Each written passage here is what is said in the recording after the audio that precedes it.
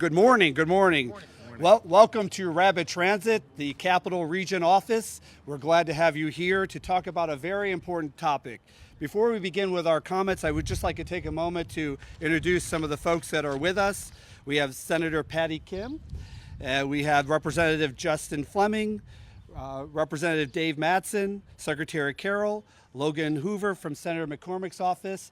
I have some board members from Rapid Transit I'd like to introduce. We have Eric Bugel, the chairman, Ray Rosen, the vice chair, the treasurer, Keith Martin, and Jason Graves is in the back there. So thank you very much for being here with us today.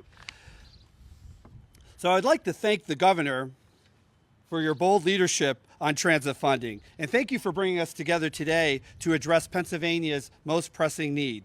Today we fight for Pennsylvania families who depend on public transit every single day. The governor's proposal to fix the transit crisis isn't just a smart policy, it's a lifeline for hundreds of thousands of Pennsylvanians. Governor Shapiro understands what I see every day in our transit system. He knows that when we talk about transit funding, we're talking about Maria, who takes the bus 3 times a week to dialysis to save her life. We're talking about James, a veteran, who says to me, without shared ride bus picking me up at my house, I would not be able to get to my chemo appointments. And we're also talking about Sarah, a mother, working mother, who uses the bus and says, I can provide for my family. Let's be clear about the stakes. Without action, we're facing service cuts that will hit our most vulnerable population the hardest. Right now, transit systems across Pennsylvania are losing drivers because we can't compete with wages. We're operating on 60 to 120-minute headways that makes transit almost impractical for some riders. We're watching ridership demand surge. Ridership has increased 18.5% last year, while our ability to serve shrinks. The governor's plan changes this trajectory. With this investment, we can offer the competitive wages to attract and retain skilled workers. We can improve frequency and reliability. We can install basic amenities like shelters and benches so passengers don't have to wait in the rain or the snow. It's just not about helping transit riders, although that would be reason enough, right? It's about Pennsylvania's economic competitiveness. Transit agencies invest millions annually in the Pennsylvania businesses. Every dollar invested in public transit yields $4 back to the economy. When businesses look where to locate and expand, they want to know their workers can get to work reliably and affordably. The governor gets this. He understands that a robust transit system reduces congestion for everyone, supports local businesses, and brings customers to their doors, and helping seniors age in place with dignity and independence. This is not a big city issue. Transit serves all 67 counties, rural and urban alike. Whether you're taking a fixed route bus in our city or a shared ride program in the rural communities across the thousands of square miles, this funding increases the strength of the backbone of our mobility across Pennsylvania. We need to act now. Every day we delay means more service cuts, more fare increases, and more Pennsylvanians left without transportation that need access to jobs, health care, and opportunity. That's why I'm so grateful for the governor's leadership. He's not waiting for the crisis to get worse. He's stepping up with a solution that works for Pennsylvania families, Pennsylvania businesses, and Pennsylvania communities. I urge everyone, legislators, business leaders, community advocates, and citizens across the Commonwealth to join the governor in supporting this critical investment for Pennsylvania's future. Because when we invest in transit, we invest in opportunity. When we strengthen transit, we strengthen Pennsylvania. Thank you, Governor, for your leadership. Thank you for standing with transit. And thank you for showing that Pennsylvania can lead when it comes to connecting our communities and creating opportunities for all. And with that, I get to introduce the great governor of Pennsylvania, Josh. Thank you. Thank you very, very much. Thank you, Rich. Let me just pick up where Rich left off, and I want to thank him for his leadership here at Rapid Transit. Rich talked about how mass transit is an issue that affects all Pennsylvanians, all 67 counties. This isn't just some big city issue, as you said it. We know how vitally important rapid transit is here in South Central Pennsylvania, especially for our seniors who need these resources to be able to get around. And so I want to say thank you for your leadership of this important transit agency, and thank you for highlighting such a critically important role for government to play, and that is building out our infrastructure so that people have the ability to get around, to get to their medical appointments, to get to work, to get to school, to get to go out and recreate as they would like. And so, as governor, I think it is critically important that we are there for agencies like this, and most importantly, the people that they serve. I think some of you were with me a few months ago when I was at a rural bridge in Mannheim in rural Lancaster County. I believe the bridge was called the Rife Run Bridge. And that was a day where we were opening up yet another bridge that the Commonwealth had repaired. In fact, under Secretary Carroll's leadership, I'm proud of the fact that we have repaired more structurally deficient bridges than any other state in the entire country. Any other state in the entire country. You know I'm competitive as hell. I like to be number one. And under Secretary Carroll's leadership, we are when it comes to fixing bridges. It was there that day that I got the chance to speak to a mom who was talking about how her life was made better because the Commonwealth invested in our infrastructure. She could get to work more quickly. She could get home to her kids more quickly. And she could make sure that there was less time in her day being stuck commuting as opposed to being with her family and at work and doing the things that she enjoyed. We need to be there for that mom. We need to continue to invest in our roads and in our bridges. But we also need to be there for the mom that rides rapid transit. We also need to be there for the senior that gets to his or her medical appointments here on rapid transit. We need to be there for all Pennsylvanians, no matter how they get around. It is critically important that we provide for them, which is why it is critically important that we invest in mass transit. I am mindful that for as important as those roads and bridges are, and we have repaired more lanes of roads than at any other time in the last decade, and as you heard me say before, more bridges than any other state in the country.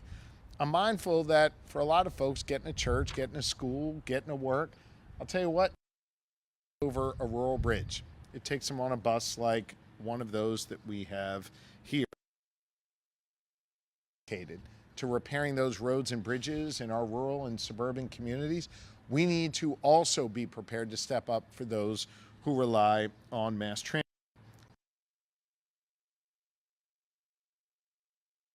Systems today are facing significant. That's why last year, Representative Fleming and Representative Madsen, who join us here today, and make special mention of the fact that Senator Kim, when she was Representative Kim in 2024, all three of them voted for this funding, and all three of them are prepared to do it again. Unfortunately, the Senate failed to act, and we find ourselves here in a position where we are now facing a crisis situation when it comes to mass transit. Now, the Senate has asked me to consider marrying new funding for mass transit to road and bridge funding, and I, of course, said yes. In fact, we've been doing that, and I look forward to doing more of it. The Senate asked us to consider different types of revenue sources so we could have ongoing funding for mass transit, and I, of course, said yes. But so far, the Senate has yet to act. I believe this is unfinished business for us and for the millions of Pennsylvanians who rely on public transit every single day. I think it's also important to note that 2/3 of the people who ride on a bus here or a trolley or a train somewhere else, well, 2/3 of them do not have other means of transportation. So this sort of idea that, well, if you can't catch the bus, you can hop in your car and still get there, that option doesn't exist for 2/3 of the people that jump on these buses. No way to get to that doctor's appointment, to the grocery store, the pharmacy, to school, or to work. It's a big deal for people who rely on public transit, especially here, those who do so in the Harrisburg area. Every day, 10,000 people here use rapid transit buses to get to work, school, medical appointments, and a whole lot more. Imagine what would happen if these buses weren't available. Students would have a harder time getting to school. Employers would have a much harder time filling vacancies. And our overall economy in South Central Pennsylvania will suffer if we do not invest in mass transit. We can't let that happen. Under my plan, Rapid Transit here in South Central Pennsylvania would get a funding increase of $5.7 million this year, bringing our entire state investment up to $29.3 million. Critical funding for this agency. That's a lifeline, not just for the people of Dauphin, York, and Cumberland counties who depend on public transit, but also, importantly, for the businesses that depend on public transit to bring employees to work. It's one of the reasons why so many different regional chambers of commerce from all across Pennsylvania are calling on the legislature to pass my transit package, put it on my desk so we can sign it and so we can fund this important initiative when it comes to investing in our infrastructure. Strong public transportation is a crucial component of strengthening our economy and making Pennsylvania a far more competitive state. Mass transit drives $5.4 billion of economic activity every single year in Pennsylvania. It's logical. You don't need some fancy analyst to explain to you that if folks can't get to work, that employer can't produce their product, can't deliver their service, can't make sure we make lives better. This is a major selling point, our mass transit agencies, to companies that are looking to move here in our Commonwealth. I meet with CEOs all the time and encourage them to choose Pennsylvania, and many of them do. And when we talk, a big part of what they ask me about is about our roads and our bridges and our mass transit systems. And it is high time that we fund all of them, our roads, our bridges, and our mass transit. It is a critically important piece of this budget, and I'm hopeful that we will be able to get it done by continuing our long-term trend of bringing Republicans and Democrats together to get stuff done here in the Commonwealth of Pennsylvania. This isn't some partisan issue. This makes good sense economically. This makes good sense for our schools. This makes good sense for everyday Pennsylvanians who rely on mass transit. And it's time we get this done together. So I want to thank all of those who are assembled here today for the leadership that they have shown, especially to those who represent you in the General Assembly. You are, I think, really privileged here in Dauphin County to have such fine representatives in Senator Kim, Representative Manchin, and Representative Fleming. I know they're prepared to vote again to fund mass transit. I hope others in this region are as well, because it will be good for everyone involved. I want to thank the Secretary of Transportation, Secretary Carroll, who works hard every day, whether you get there by bus or you get there by car or some other means of transportation, to make sure people can get there safely and on time, and he does an outstanding job for us in the Commonwealth. It is now my pleasure to invite Sean Wilson up to say a few words. Sean has first-hand experience about how important it is to fund mass transit and have a strong functioning mass transit system here in South Central Pennsylvania. Sean Wilson, the floor is yours. Thank you, Governor. Thank you for your speech. Good morning. Morning. Morning. My name is Sean Wilson. And for more than 29 years, I have had the honor of serving as a transit operator with CAT and now Rapid Transit. Every day I get behind the wheel knowing that I'm not driving a bus, not just driving a bus. I'm providing a lifeline to my community. In nearly 3 decades on these routes, I've seen firsthand how public transit transforms lives. I've driven the same dialysis patients 3 times a week for years, watching them fight for their life. And knowing that without my bus, they might not make it to their next treatment. I've picked up veterans heading to VA appointments, workers getting to jobs and support their families, and seniors who depend on us to maintain independence and dignity. Just last week, a passenger told me, "Sean, I have less stress knowing I can get to work. I have steady income for my family now." That's what we do. That's right. We don't just move people from point A to B. We connect families to paychecks, patients to healthcare, and communities to opportunities. That's right. And myself, I have developed long relationships through my occupation as a fixed route operator with Cat and Rabbit. But I'll be honest with you, we're facing serious challenges. We're competing with fast food restaurants for drivers because our wages can't keep up. Good colleagues I've worked with for years are leaving for jobs at distribution centers that pay the same as driving a 40-foot bus safely through traffic while caring for vulnerable passengers. That's not right. This is why Governor Shapiro's proposal to increase transit is so important. With millions of trips and fixed route and nearly 1 million routes on share rides, we know the demand is there. Every Pennsylvanian benefits from strong public transit, whether they ride the bus or not.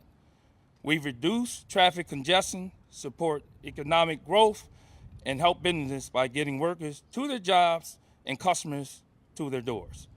For 29 years, I've been proud to serve this community, but without adequate funding, we risk losing experienced operators and cutting services to the people who need it most. We can't let that happen. I am here to stand with Governor Shapiro and the others to communicate the importance for transit funding proposal.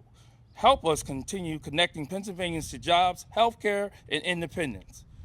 Help us maintain the dignity and quality of life that public transit provides to hundreds of thousands of residents across our Commonwealth. Thank you for your time, and thank you for supporting the vital work we do every day. Thank you, Governor. Thank you. Good job, Thank man. you. Really good job. And now, at this time, I would like to introduce Secretary Mike Carroll. Good job, Thanks, Sean. Al. Appreciate it. Governor, thank you. Good morning, everybody. I'm Mike Carroll, the PennDOT Secretary, and I'm thrilled today to be here with Governor Shapiro and the folks at Rabbit to bring this important message to South Central PA, but really to the entire Commonwealth. Pennsylvania's economic growth relies on our ability to build out a transportation network that puts our tradespeople to work, strengthens our businesses, and improves Pennsylvanians' lives. In the first 2 years, the Shapiro administration delivered over $380 million in new funding for roads and bridges. In 2023, as the governor said, Pennsylvania repaired more poor condition bridges than any other state in the nation. PennDOT and our industry partners repaired thousands of miles of roadway, more than any time in the last 10 years. But, and here's the but, we must meet everyone's transportation needs.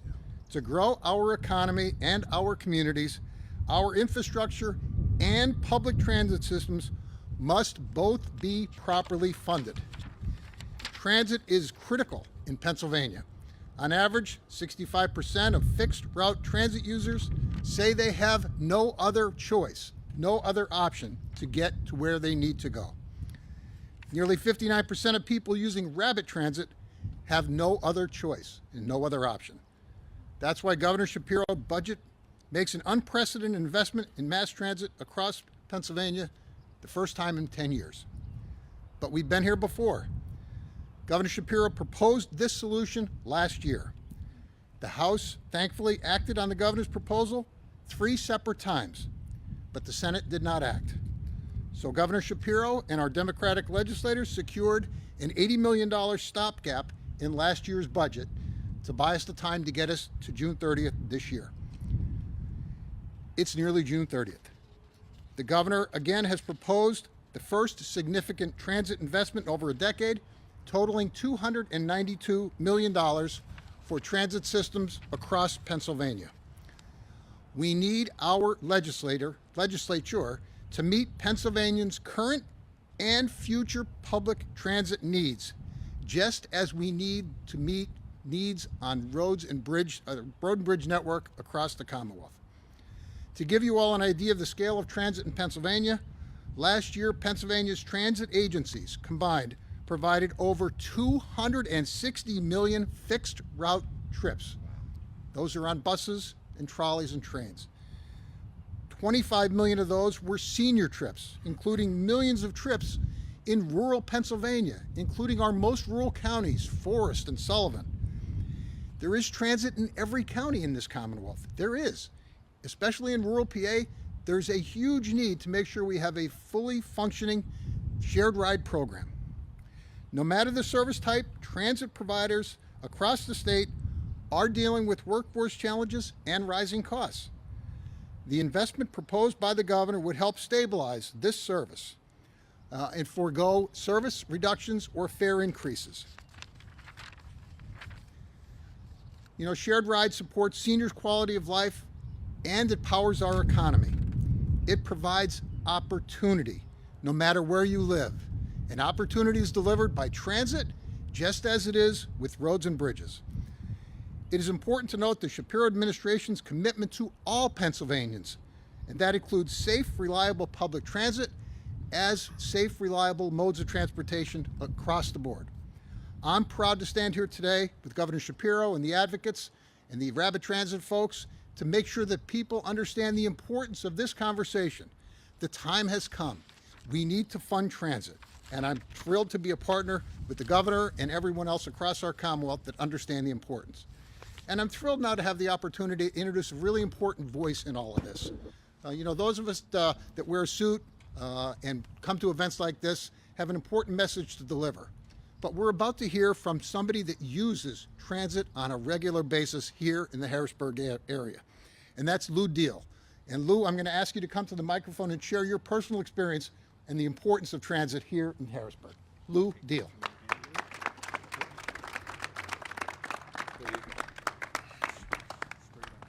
Thank you, Secretary. Yes, my name is Lou Deal, and I guess the point of my story is about investment. When I was 19 years old, I began to lose the remainder of my eyesight. I called the Office of Oak Rehab and its Bureau of Blindness and Visual Services to start getting services. At that time, I went to Pittsburgh, Pennsylvania to learn how to read Braille, orientation and mobility services, using a white cane, getting around neighborhoods.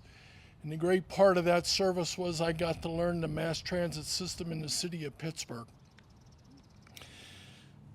The money invested in me at that time allowed me to continue that training, graduate from college, meet the woman of my dreams, start a career of 30 plus years. And for the last 25 years of those 30 years, mass transit has helped me every step of the way. I had opportunities to do jobs, training for vocational purposes, learn technology, and help other folks with disabilities be more independent and achieve their vocational goals. At the time when I was in grad school, the stat was for every $1 of vocational rehabilitation service invested in a person with a disability, that person would create $10 of tax revenue. Mr. Farr told me this morning that right now for every $1 it's vested in mass transit, creates about $4 to $5 of tax revenue. That's what it's all about. It's about investment. Don't look at it as an object or a problem to be solved. Focus on investment, connecting people to jobs, healthcare, food safety, and a variety of other opportunities. Now it is indeed my great pleasure to introduce to you Senator Patty Kim. Great job, Lou. Thanks, Lou. Thanks, buddy. Thank you. Lou, thank you so much for your story. I just wish I could stand up here and say what Lou said and leave, but I will read my speech. You probably had one of the most convincing stories as to why we need more transit, mass transit funding. Thank you, Governor Shapiro, for continuing to shine a light on one of the most critical lifelines for so many of the good folks here in Dauphin County. Whether you're a Harrisburg University student taking a bus to get to class, a senior citizen using paratransit to get to an important medical appointment, or a worker trying to catch their shift to support a family in the 15th District and beyond. The Susquehanna Regional Transit Authority is being led with renewed passion, vision, and efficiency by Executive Director Richard Farr. Rich actively searches for ways to cut costs and works every day to find efficiencies that benefits riders. He's the kind of leader who will maximize state funding while keeping the focus where it belongs, on serving our communities.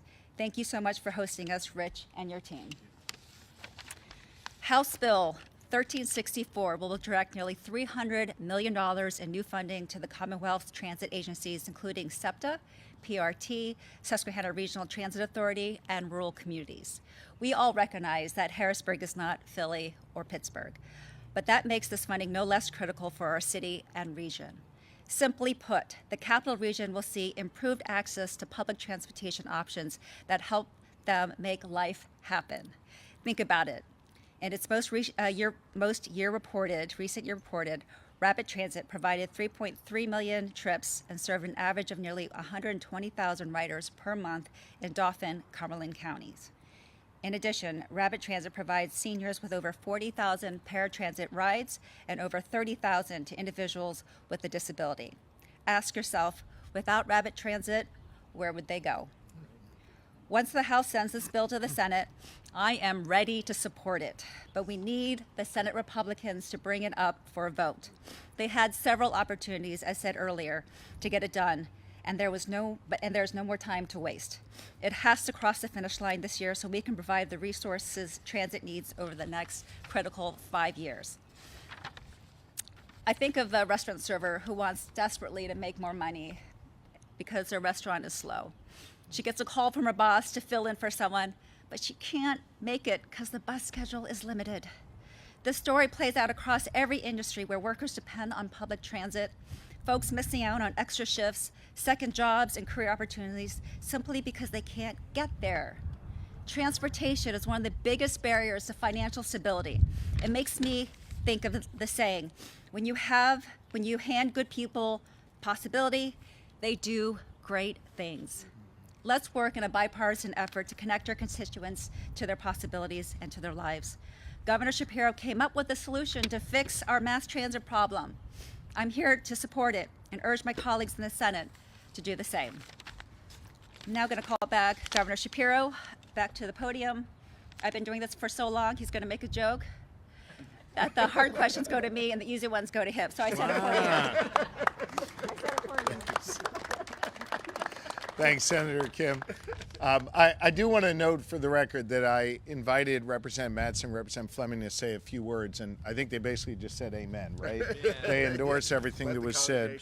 Right, especially what Lou said. And Lou, I want to thank you for being here today and for letting folks know what this is really all about. The folks who ride these buses here and trains and trolleys elsewhere and subways and all kinds of mass transit to get them where they need to go. And Lou, I was especially touched by what you said about working with OVR. That has been such a priority for my wife, Lori, our First Lady, making sure that OVR not only gets funded, but that the work goes there, it goes on there in just a really important and impactful way. And so it's wonderful for us to be able to meet you here, Lou, and we thank you for your work. Sean, I want to say thank you for representing all of the amazing workers that literally make these buses run, that fix these buses, that get people where they need to go. It matters, the work you do. So thank you very, very, very much. Rich, thank you for your leadership here and pulling this all together. I know it is not easy running a transit agency in today's world, and so I thank you for doing it the way you do. And then finally, let me thank just really one of the most critically important voices in my cabinet, Secretary Mike Carroll, who leads PennDOT and has been such a partner in all the progress that we have made. So thank you, Mr. Secretary, appreciate that. And with that, Patty, did you want to take the, I'm just kidding. Go ahead, Tom, you're up. Governor, how far apart are you with Senate Republicans on getting some of these things done, and when's the last time you sat down? Yeah, I think we've been having ongoing dialogue. I think we all understand it's important to do something on roads especially, and bridges and mass transit. And I think we're going to find a way to solve this problem. Look, I think what you've seen over the last couple budget cycles, over the last 2.5 years, is we know how to come together and get stuff done. As a governor with a divided legislature, I'm very mindful of the fact that the only bills that reach my desk are ones that enjoy Republican and Democratic support, and I trust we'll be able to do that again this time. The Senate has made clear that they've got different ideas, or they've got ideas, I shouldn't say different, ideas on different funding streams, and I'm open to those. And they've made clear that they want to do something on roads as well as on mass transit, and I'm open to that as well. And there's no reason why we can't come together on this. Would you support or sign a final budget deal that does not include mass transit funding? Yeah, I'm not going to get into the hypotheticals here. This is important. I think it's important to everybody. I know that there are lawmakers on both sides of the aisle that want to see this get done, and we're going to work hard to get it done. I proposed it back in February. I continue to push it, and I know lawmakers are now returning to the Capitol for some intense work over the next few weeks, and I trust that this will be part of it. Governor, how concerned are you about a broad economic downturn that would hurt the state's revenues for transit and everything else? I ask because the Revenue Department report, I think from April, showed some softness in corporate taxes. Yeah. How much concern is there that you're going to see just kind of everything coming in under budget? Yeah, our revenues are fine, and we're going to be fine in this budget. I am, of course, worried about the broader national trends that we are seeing, a downturn in consumer confidence, a rise in prices, I think primarily due to these tariffs. The impact, I can't state enough just how devastating the impacts will be on Pennsylvania if the bill that passed in the U.S. House becomes law. It will mean over 300,000, about 310,000 Pennsylvanians losing Medicaid, 140,000 Pennsylvanians losing SNAP, which is what they rely on to get their food. We've got 25 rural hospitals that right now are operating on a deficit, who would likely have to shutter if these Medicaid cuts go into effect. It was unfortunate to me that your local representative here voted for it. I mean, I've never heard of a congressman voting to actually kick their constituents off of those life-saving services, be it health care or food stamps or food services. It is my hope that cooler heads will prevail in the Senate. I know Senator McCormick and I have talked about these issues. I know he's deeply concerned about the impacts to Pennsylvanians and what these cuts will mean for them. And I'm hopeful that the Senate will understand that and work to pass a bill that ultimately protects Pennsylvania. That is my primary concern right now when I think about the broader economy, is the negative impact of these tariffs and these cuts to Medicaid and SNAP that I think are really going to have quite a harmful effect on Pennsylvania. To get that $200 billion, I think. I'm sorry. Who are you? Just state your name if you don't mind. Dennis Owens, ABC 27. Oh, Dennis Owens. So normally someone shows up and reads a question from Dennis Owens. I never knew what you looked like. Good to see you. To get to the $200 million, 1 3/4 additional points on the sales tax will go to mass transit. What is getting that $220 million now that won't get it if this were to happen? I'm not sure I follow what you're. I want to answer your question. I'm not sure I'm following where you're. To get to $200 million, you want to increase the sales tax, the percentage of the sales tax money going to the fund. Not increase the sales tax, but take about 1 3/4 of what already comes in the sales tax and divert that to mass transit. What is it getting diverted away from, I guess, is what the question is. What is that paying for right now that wouldn't if we instead give the money here? I understand your question. So, and Dennis, I was just busting your chops before, but it's good to see you here. For those of you who don't know, people show up and say, I have a question from Dennis Owens, then they read the question, and then I bust his chops for not being there to read the question himself. But look, the sales tax revenue that comes in goes into our general fund. And then, like everything else in our budget negotiations, it's a decision whether it goes here or there or somewhere else. I think it is really important that we not only fund mass transit, but we do so on an ongoing basis. And so I proposed one way to do that, which is to basically set aside this 1 3/4% of our sales tax to this year and in future years go to mass transit. I know that there are others in the House and in the Senate who have proposed other ideas for recurring revenue. I am open to those conversations. I am open to making sure that different ideas get vetted. But what I think is critically important is that we select one of those revenue sources and that it be done on an ongoing basis. You heard Secretary Carroll talk before about how I provided a lifeline to get us to June 30th last year. That was one-time funding. We can't have one-time funding anymore for mass transit. It needs to be on a recurring, ongoing basis. The sales tax is one way to do it. There are others, and we're going to work through that over the next few weeks. I have a question from Dennis Owens. Well played. Well played. No, I just wanted to ask about the new funding tax revenue proposed for legalizing recreational marijuana, skills-based games. Can you give us an update on what those discussions look like? Is your goal still to have it legalized? We've had some good conversations that have been ongoing, particularly on the skill games side. I think folks understand the importance of finally regulating and taxing both of those issues, and we're going to continue to work through it over the next few weeks here. We've had really good, honest dialogue about it. Still have it legalized in line with the June 30th budget deadline? That's my hope. I mean, look, I think this is an issue of you're talking now about recreational marijuana. I think this is an issue of competitiveness. Every state around us, with the exception of West Virginia, has gotten it done. You go visit some of these dispensaries along our border, in this case with Maryland is probably the closest one here. 60% of the people walking into those dispensaries are from the Commonwealth of Pennsylvania. It's true in Ohio, it's true in New York, it's true in Jersey. The reality is we've got to catch up. And instead of going and funding schools and parks and roads and bridges and mass transit in other states, I want those revenues to stay here in Pennsylvania. I also think it's really important that we regulate what is now a black market system.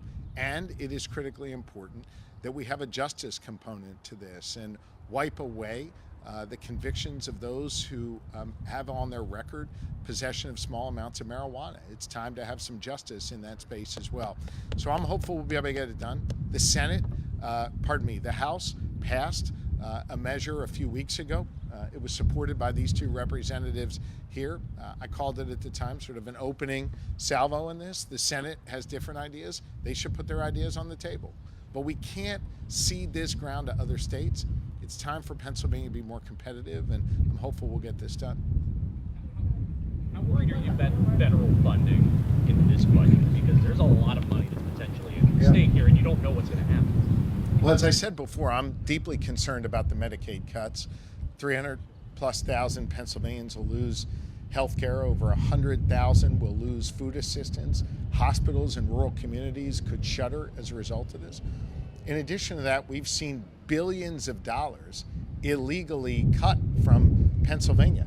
I've had to sue the federal government, and I've sued successfully each time and maintained those funds coming into Pennsylvania.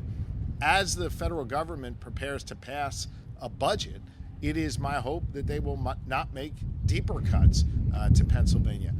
And it is certainly my hope that our federal representatives wouldn't vote for something that takes something away from Pennsylvania students or Pennsylvania seniors and everybody in between.